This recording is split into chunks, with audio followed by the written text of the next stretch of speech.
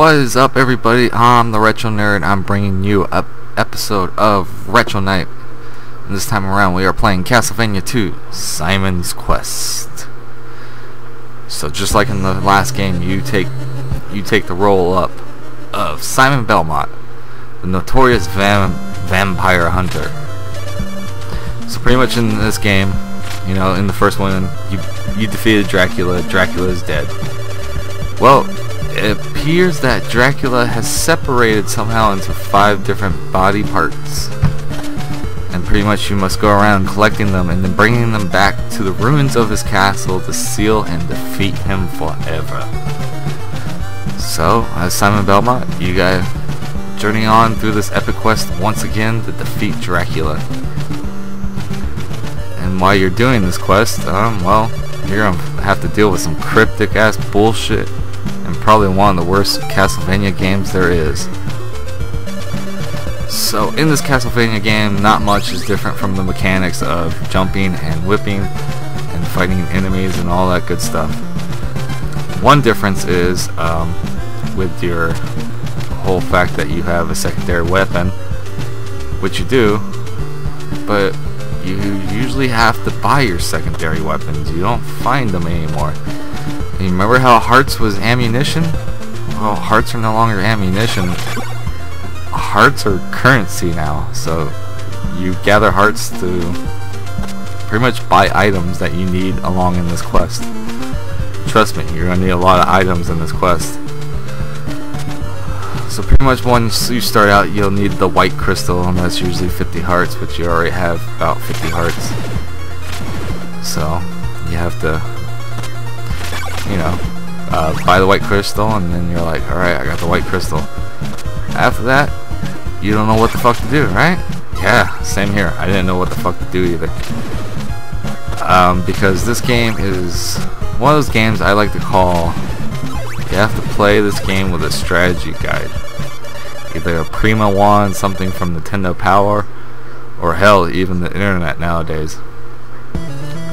So pretty much like back in the days, like I said, we didn't have internet. All we had was Nintendo Power. And if you didn't have Nintendo Power, or a buddy that had Nintendo Power, well, you were fucking screwed, because no one had the internet yet. Internet was still a new thing. They were still trying to market, you know, get it out there in every household. So that was the problem. You didn't know what the fuck to do.